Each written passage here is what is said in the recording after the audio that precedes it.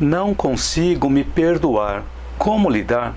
E a minha sugestão é que você assista o vídeo até o final, pois das várias dicas, experiências, ideias, pode ser que alguma frase que eu diga faça sentido para você e você possa aplicar na prática, no seu dia a dia.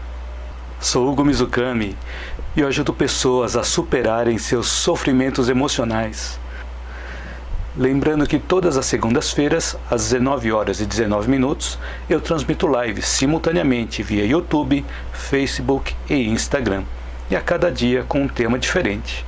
E espero te ver em todas essas lives. Então, boa noite a todos e a todas, e sejam todos e todas bem-vindas e bem-vindos. Então, muito obrigado por estarem aqui.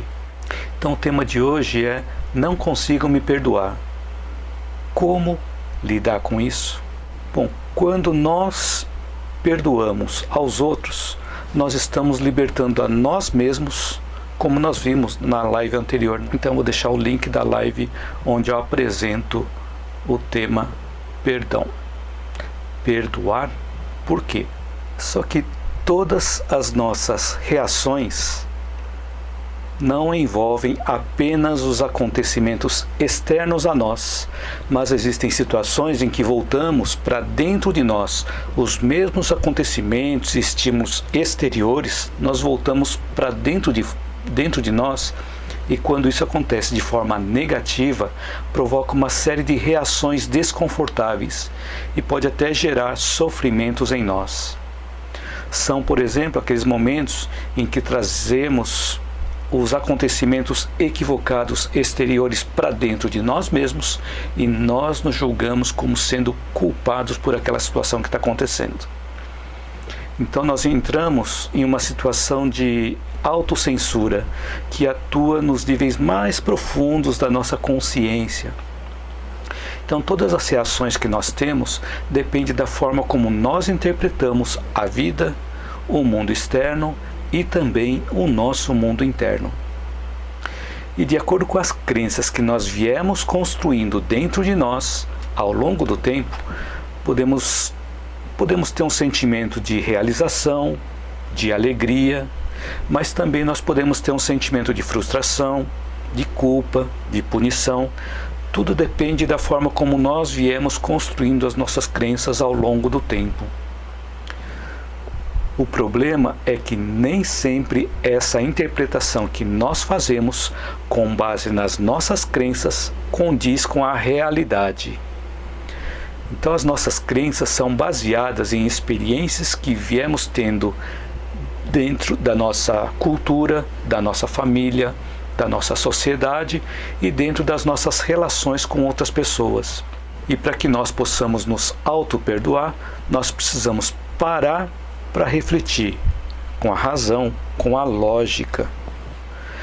Pois uma das fontes do excesso de culpa que impomos para nós mesmos, ele vem da ideia de que temos que ter aquela perfeição absoluta, ou seja, a gente acredita que a gente não pode errar. E aí que vem essa fonte do excesso de culpa para conosco mesmos. E nós sabemos que a perfeição absoluta cabe somente a Deus. E quando nós nos posicionamos como pessoas perfeitas, nós ficamos nos colocando como nossos próprios inimigos, digladiando constantemente conosco. A cada erro que nós cometemos, ficamos brigando conosco mesmos, exigindo que nós mesmos tenhamos as habilidades e também as capacidades que ainda nós não conquistamos.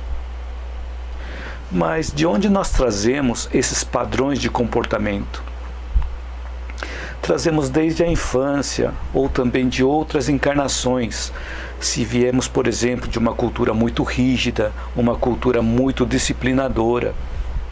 Então aqui eu vou abrir um parênteses, que eu sempre gosto de lembrar que a reencarnação não é um dogma religioso e nem um dogma filosófico. Ela é uma lei natural, é uma lei biológica, já evidenciado pela ciência. Porque nós encontramos a reencarnação descrita nas várias denominações religiosas, orientais e também ocidentais. encontramos a reencarnação também nas várias filosofias. Encontramos a reencarnação descrita nas várias ciências. Por exemplo, em pesquisas realizadas com pessoas que se lembram de vidas passadas, como é o caso do Dr. Ian Stevenson, que ele catalogou mais de 3.000 casos de pessoas que se lembram de vidas anteriores. E isso está tudo documentado e ele é comprovado cientificamente. Tem a outra situação também que traz a comprovação científica, que é a terapia de regressão de memória, que nós podemos encontrar nas obras do Dr. Brian Weiss e também da doutora Helen Wambach. Esse livro do Dr. Brian Weiss é bastante famoso, bastante conhecido.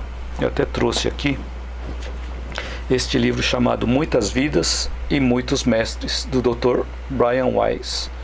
Então ele traz experiências de uma paciente especificamente, que fez com que ele saísse do ceticismo, porque ele é médico, psiquiatra, e através de uma paciente na qual ele fez o tratamento de regressão de memória, ele verificou que a pessoa regrediu não apenas nessa encarnação, mas também em outras, trazendo muitos detalhes da vida.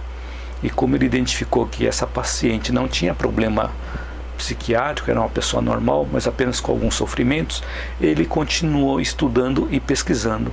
E ele traz esse relato também dessa experiência nesse livro, Muitas Vidas, Muitos Mestres. É um livro bem fácil de encontrar e é fácil de ler também. E a doutora Helen Wambach, ela tem uma obra Vida Antes da Vida, que eu não encontrei para comprar, só encontrei para baixar em PDF. Mas para comprar eu encontrei no sebo esse livro chamado Recordando Vidas Passadas, da doutora Helen Wambach. Também ela traz relatos de pessoas que se lembram de vidas passadas através dessa terapia de regressão de memória.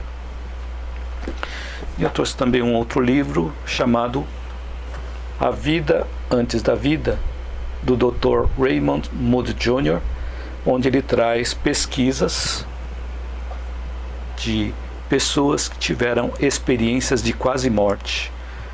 Um dos casos que nós temos, que não está relatado nesse livro, mas também está relatado na história, é do Dr. Carl Gustav Jung, o psicanalista suíço, que ele também teve uma experiência de quase morte. E isso fez com que ele mudasse muito o modo de ele visualizar, de entender e de compreender a vida.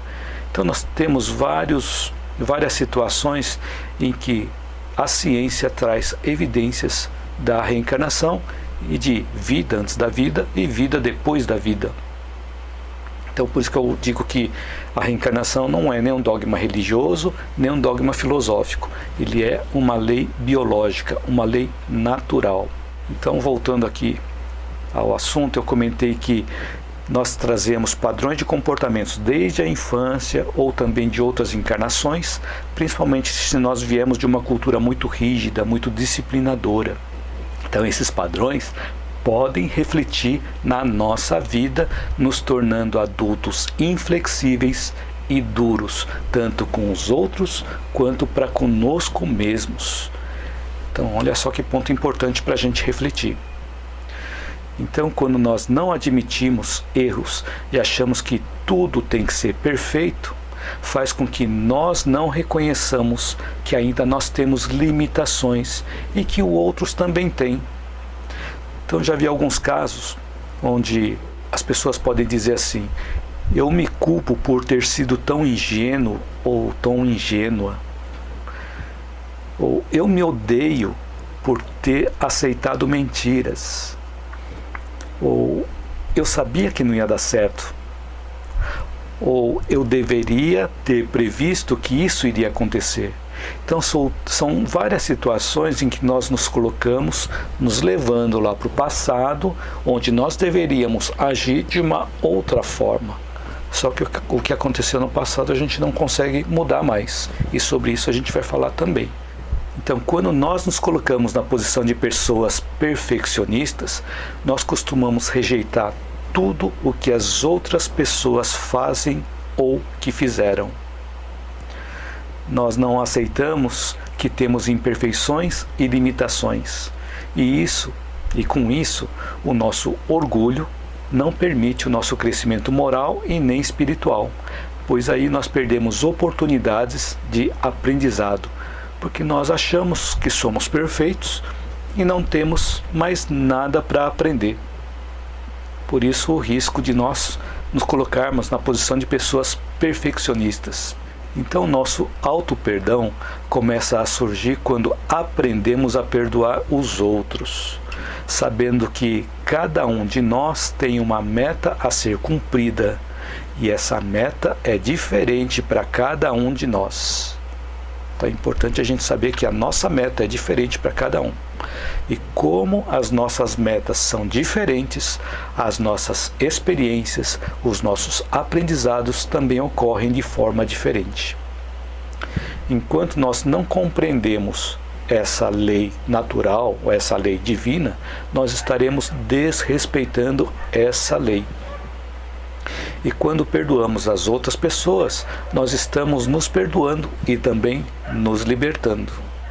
Se nós dissermos que gostaríamos de apagar todos os nossos erros do passado, a gente vai descobrir que, além de não ser possível, nós não seríamos o que nós somos hoje.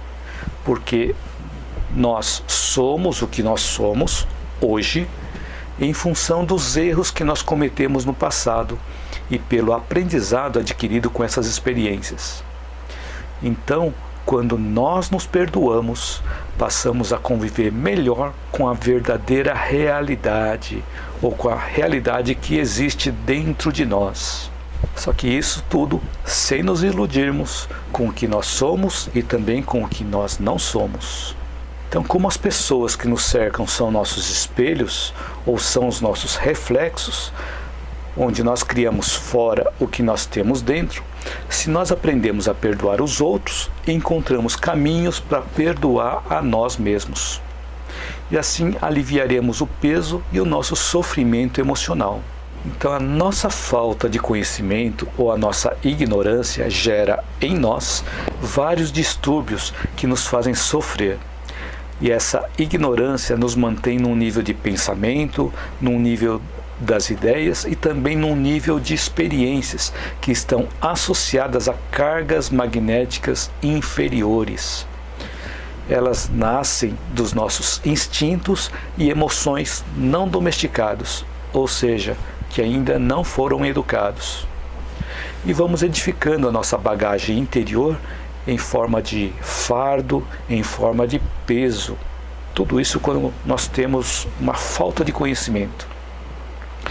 Porque se nós buscamos a paz interior, temos que buscar essa paz dentro de nós mesmos e não fora de nós. Então, para que nós possamos aliviar esse peso que nós temos dentro de nós, é necessário que ocorram mudanças no nosso interior. Então, da mesma forma, a felicidade está no nosso interior e não está fora. Para que nós possamos nos auto-perdoar, precisamos nos autoconhecer. Então faz sentido? O auto-perdão, ele vem do autoconhecimento. Porque se nós não nos conhecemos, nós não temos como nos perdoar. Por isso que é importante, para que nós possamos nos auto-perdoar, nós nos autoconhecermos. Vejam se isso faz sentido. Mas às vezes nós nos iludimos porque apreciamos as pessoas que nos bajulam e nessa ilusão acabamos acreditando que já possuímos as qualidades e virtudes que as pessoas dizem sobre nós, achando que não precisamos mais nos desenvolver naquela virtude. E aí nós desviamos a atenção de nós mesmos do nosso autoconhecimento. Porém, assim como o aprendizado é algo que não acaba, a virtude também requer aprimoramento contínuo da nossa parte. Então todos nós somos o que nós pensamos e trazemos tudo isso dentro de nós e produzimos energias ou irradiamos essa energia em todas as direções. E também, por exemplo, além do que, tem a nossa forma de olhar que mostra quem nós somos. A forma de como nós utilizamos a palavra diz qual é o nível do nosso porte espiritual. E o que nós fazemos mostra o que somos realmente por dentro. Então, quando nós começamos a analisar como nós vivemos no nosso cotidiano, ou seja, como nós vemos a forma que nós utilizamos o nosso olhar, a nossa palavra, as nossas ações, podemos ter um conhecimento mais profundo de nós mesmos sem nos iludirmos. E conforme vamos desenvolvendo o autoconhecimento, nos enxergando como pessoas que têm falhas, que têm imperfeições e pode melhorar a cada versão, nós podemos aliviar o peso da culpa e conseguimos também nos auto-perdoar. Eu falei que nós podemos melhorar a cada versão, porque a versão 2021 é melhor do que a versão 2020.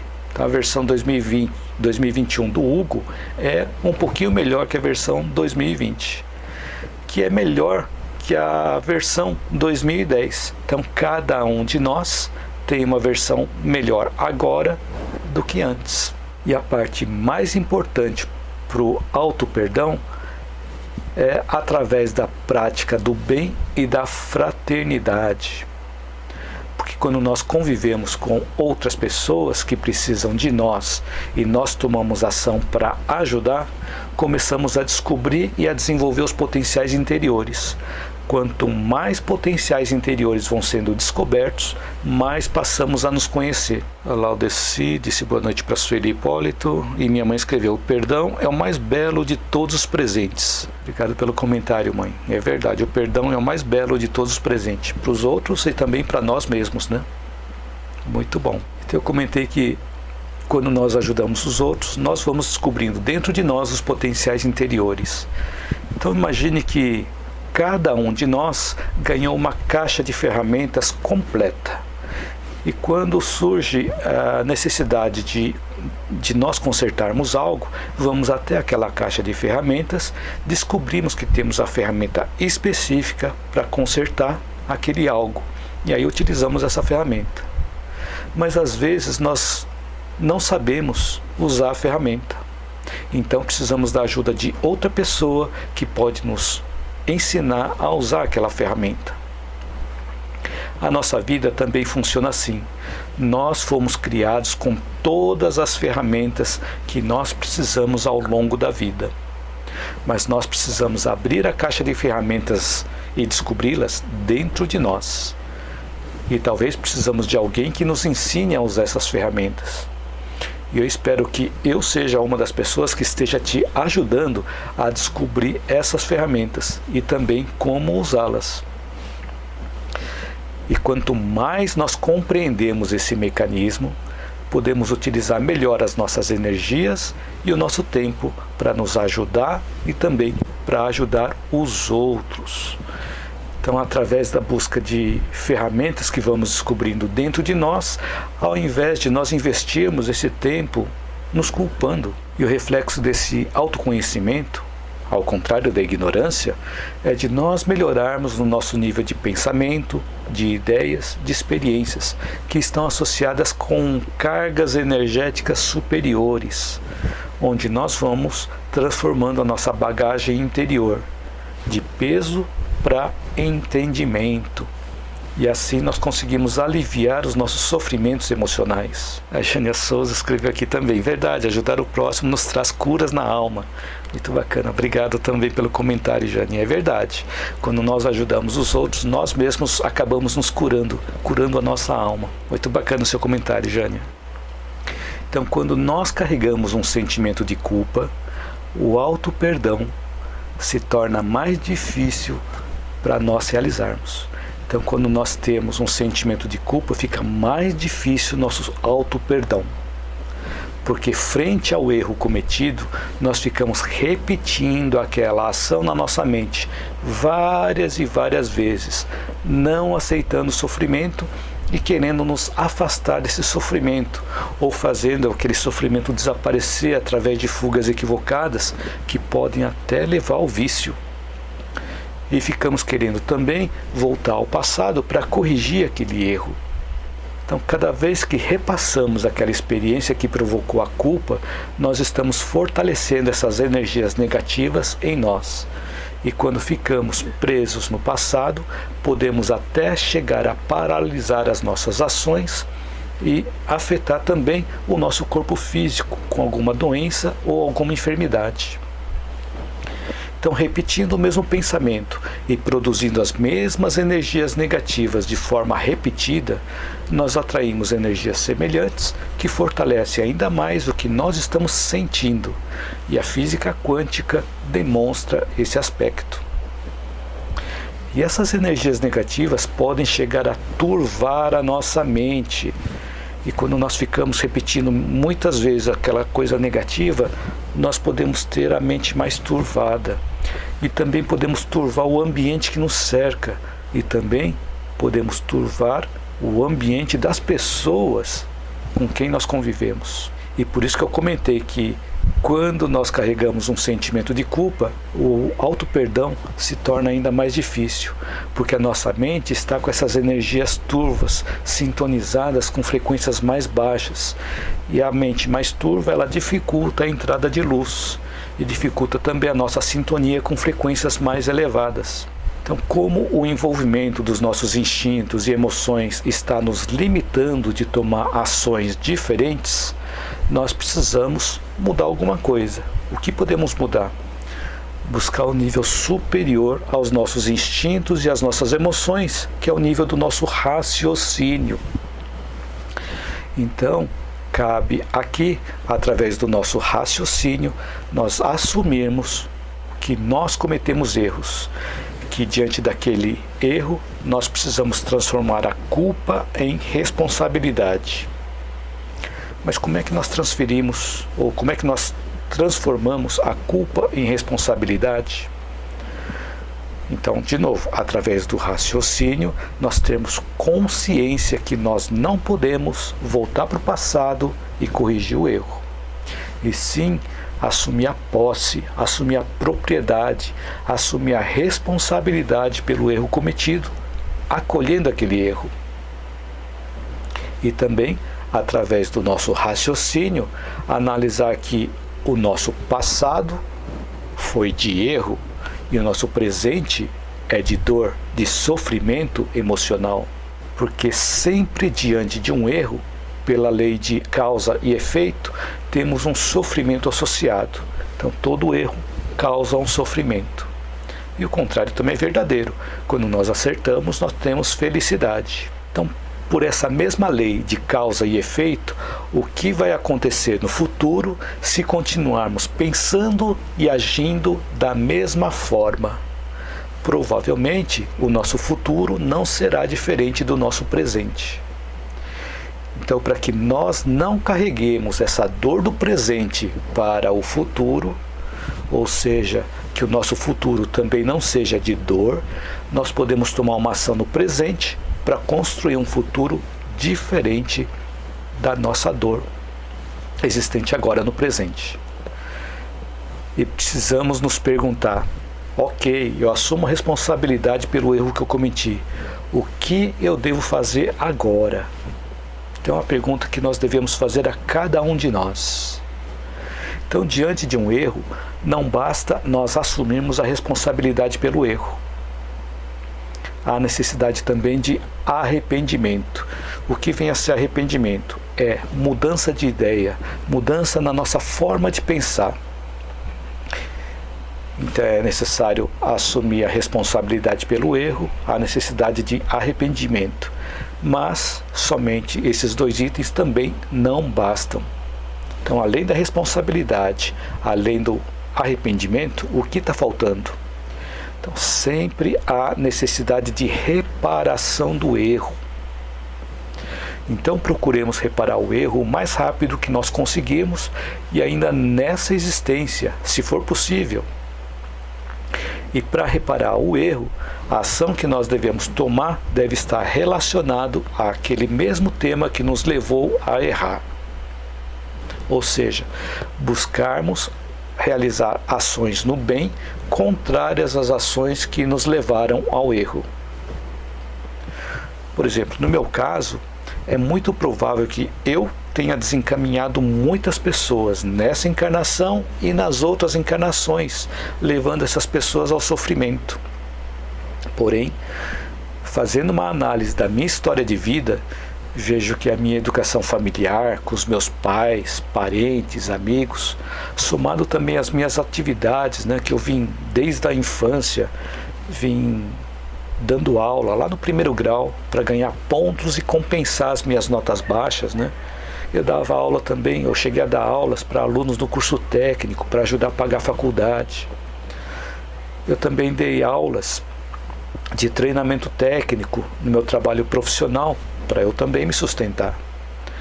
E depois eu vim dando palestras, aulas nos meus trabalhos voluntários, realizando trabalhos voluntários em entidades religiosas, em hospitais, para atendimento de pessoas que estavam passando por sofrimentos emocionais. Então, por que eu estou contando tudo isso? Não é para eu me elevar, e sim contar a minha experiência, que como provavelmente eu desencaminhei muitas pessoas lá no passado, então a trajetória da minha vida foi me encaminhando para esse lado de dar aula e também para ajudar pessoas. Então essa é a trajetória de vida que eu vim traçando. Então essa tendência que eu venho trazendo desde a minha infância, eu tenho agora na minha vida adulta, e eu fazendo uma retrospectiva, eu vejo através de uma linha o que eu venho traçando e para onde eu devo continuar seguindo. Então eu vejo que eu devo continuar auxiliando as outras pessoas, dando aula ou fazendo as lives, auxiliando as pessoas e ajudando as pessoas nessa linha que eu venho traçando na trajetória da minha vida. Espero que tenha ficado claro. Então, essa história que eu contei não é para eu me elevar, e sim para mostrar essa trajetória da minha vida, ok? E talvez, se você fizer essa trajetória de vida também, você vai conseguir encontrar, desde a sua história da infância, da adolescência, na vida adulta, o que é que foi indicando o seu caminho de vida. E isso também pode indicar qual é o seu propósito de vida. E quando você encontrar o seu propósito de vida, você vai encontrar o seu sentido de vida também. E aí, você vai descobrindo os potenciais interiores e superando o sofrimento emocional. Então eu vim colhendo várias experiências através das várias situações em que eu passei. E agora eu procuro acertar, juntando as minhas experiências, minhas pesquisas, os meus estudos, e eu estou compartilhando o meu aprendizado aqui na live, através dos meus vídeos, para te ajudar e também para ajudar pessoas que estejam passando por alguma situação de sofrimento emocional. Mas o aprendizado que eu tive é que eu não deveria ter sentimento de culpa que me paralisaria, e sim ter um sentimento de responsabilidade. E com esse sentimento de responsabilidade, com esse entendimento, o auto-perdão deixa de fazer sentido para mim. Porque o pensamento que vem para mim é que se eu errei lá no passado, foi por minha ignorância, pelo meu desconhecimento, ou pelo meu desprezo às leis naturais, às leis de causa e efeito. E aquele erro lá do passado ocorreu devido ao meu conhecimento que eu tinha naquela época. E aí eu assumo a responsabilidade por isso. Se eu tivesse o conhecimento que eu tenho hoje, não teria cometido aquele erro. Então até aqui eu assumi a responsabilidade e eu me arrependi. Ou seja, mudei a minha forma de pensar. E como eu disse, não é suficiente eu assumir a responsabilidade e me arrepender. Falta ainda mais uma etapa, que é a reparação. Então eu venho procurando acertar e reparar o erro através dos meus trabalhos voluntários, através das minhas lives e através dos vídeos. Então um exemplo que eu trago aqui está escrito lá na Bíblia. Acho que muitos de vocês conhecem aquela passagem da Bíblia onde Pedro negou Jesus por 3 vezes antes do galo cantar. Então, ali, ele percebeu o erro que ele cometeu. Mas imagine se ele ficasse preso naquele erro. E nós vemos o que aconteceu. Ele não ficou preso naquele erro, e sim, ele foi uma das grandes âncoras do cristianismo. Então ele que fundou a primeira igreja do cristianismo, né? Então ele foi uma pessoa muito importante, mas ele não ficou preso naquele erro que ele cometeu. E temos um outro exemplo, até na própria Bíblia, a situação de Saulo de Tarso, que ele era doutor da lei, que ele perseguiu e matou muitos cristãos, antes de se converter para o cristianismo, né? Antes de ter aquele contato com Jesus na porta de Damasco. E assim ele se tornou o apóstolo Paulo de Tarso, o grande divulgador do cristianismo. Então, antes ele perseguiu e matou muitos cristãos, mas depois de ter o entendimento dos ensinamentos de Jesus, ele passou a ser um dos maiores divulgadores. Mas ele não ficou preso também naquela situação onde ele perseguiu e matou muitos cristãos. Ele construiu, ele realizou naquela mesma linha de trabalho. Então, ao invés de perseguir e matar cristãos, ele fez o oposto, do lado do bem. Ou seja, procurou divulgar cada vez mais o cristianismo, principalmente através das suas ações e das ações dos apóstolos, né? E aí eu coloquei só 2 exemplos, mas também existem grandes exemplos se nós buscarmos na história.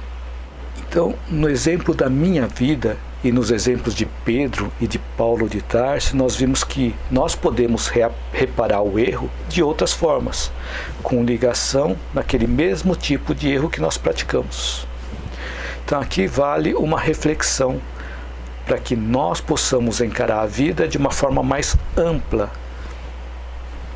Aí nós precisamos ter uma visão mais panorâmica da vida, termos mais fé no futuro, buscando também serenar nossa mente. E a fé no futuro é nós entendermos que tudo passa. Se não tivermos essa visão mais panorâmica da vida, a perturbação que o erro nos causou nos faz sofrer de uma forma muito intensa, que achamos que não vamos ter forças para suportar, e podemos até entrar em uma situação de desespero, acreditando que os nossos sofrimentos não vão ter fim. Então, sem essa visão panorâmica que nos traria uma visão mais ampla da situação, vemos apenas um trecho da história e ficamos focados naquele momento que nos prende no passado e também nos faz sofrer. Mas quando nós tomamos ações no bem, como os exemplos citados, vamos encontrando o nosso propósito de vida, que também nos dá um sentido da vida, e o sofrimento deixa de existir. E muitas vezes nós precisamos do contraste na nossa vida, para que aquele contraste possa nos chamar a atenção. Precisa acontecer alguma coisa muito extravagante para nos chamar a atenção. E isso é importante também, além de aparecer essa coisa extravagante que nos chama a atenção, esse contraste, é importante que nós também prestemos atenção nos símbolos que aquela situação representa para nós, que são símbolos da vida, são os ensinamentos que estão embutidos nessas experiências. E lembrar que a nossa consciência se desenvolve através dos contrastes. Laudeci Gomes escreveu aqui: já me senti muito culpada por achar que não tinha feito o suficiente por algumas pessoas, mas agora eu consigo entender que eu fiz o que estava no meu alcance e agora estou em paz comigo mesma. Legal, muito obrigado pelo seu comentário, Laudeci. Ótimas reflexões aqui, muito obrigado. É isso mesmo. Então, no passado, se nós carregamos uma culpa lá do passado, é importante nós lembrarmos que nós fizemos o que era possível naquela época com o conhecimento que nós tínhamos, que agora nós agiríamos de forma diferente. Então, isso significa que nós tivemos um aprendizado nesse processo. É importante guardar esse aprendizado e não a culpa lá do passado. Então, obrigado pelo comentário. E aí pode surgir uma questão: e as vidas das pessoas que nos afetamos lá no passado? Faz sentido eu dizer que sempre quando nós realizamos algo na convivência com alguém, nós criamos vínculos? E se compreendemos a lei de causa e efeito e compreendemos também a reencarnação, faz sentido interpretar que em uma próxima reencarnação, muito provavelmente venhamos a conviver novamente para reajuste dos erros? Então isso não sou eu que eu estou comentando, não. Isso está descrito no livro da doutora Helen Wambach. Não especificamente nesse, mas naquele livro dessa mesma autora, chamado Vida Antes da Vida, que existe disponível também em PDF. Então a doutora Helen Wambach escreveu e publicou a obra Vida Antes da Vida, e ela é uma psicóloga norte-americana que ela realiza a terapia de vidas passadas. E em suas pesquisas, ela identificou que alguns pacientes que antes de reencarnarem definiram como objetivo de vida para essa encarnação reconciliar com as pessoas do passado.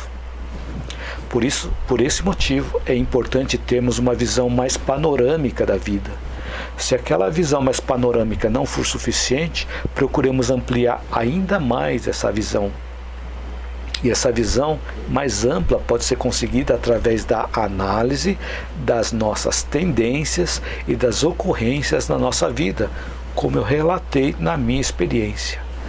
E aí teremos a resposta que nos fará entender o sentido de tudo aquilo, transformando a culpa em responsabilidade. Quando nós conseguirmos fazer isso e também buscarmos a reparação do erro, nós vamos deixar de ter o sofrimento emocional. Então eu espero que durante esse tempo da live eu tenha podido acrescentar algo útil na sua vida, que você possa aplicar desde já, na prática, no seu dia a dia. Ou se teve algo que fez você refletir. Então escreva um comentário, caso ainda não tenha escrito, para eu saber se esse conteúdo do vídeo te ajudou e se teve algo que te chamou a atenção. E também se eu estou no caminho certo ou se eu preciso corrigir alguma coisa nesse caminho. E se você gostou do conteúdo desse vídeo e acha que ele pode ajudar outras pessoas, curta, compartilhe, divulgue, para que esse conteúdo possa chegar a mais pessoas. E você que está assistindo esse vídeo no YouTube, inscreva-se no meu canal, caso você ainda não tenha inscrito, e ative o sininho para você ser notificado quando eu fizer as minhas próximas postagens de vídeo. Gratidão a você e gratidão a todos que me acompanharam até o finalzinho aqui da live. Espero te encontrar na minha próxima live ou no meu próximo vídeo. Lembrando que todas as segundas-feiras eu transmito lives simultaneamente via YouTube, Facebook e Instagram. E essas lives acontecem todas as segundas-feiras às 19 horas e 19 minutos. Minha mãe escreveu que tudo na vida tem seu valor, até os erros, já que aprendemos com eles. Mas sempre haverá aquilo que vale mais. É isso aí, mãe. Obrigado pelo comentário. Tudo tem valor na nossa vida, inclusive os erros, que eles fazem com que nós construamos os nossos valores interiores, que nós descubramos as ferramentas que estão dentro de nós, que muitas vezes nós não conhecemos. Então os nossos erros nos levam a desafios de nós conhecermos a nós mesmos.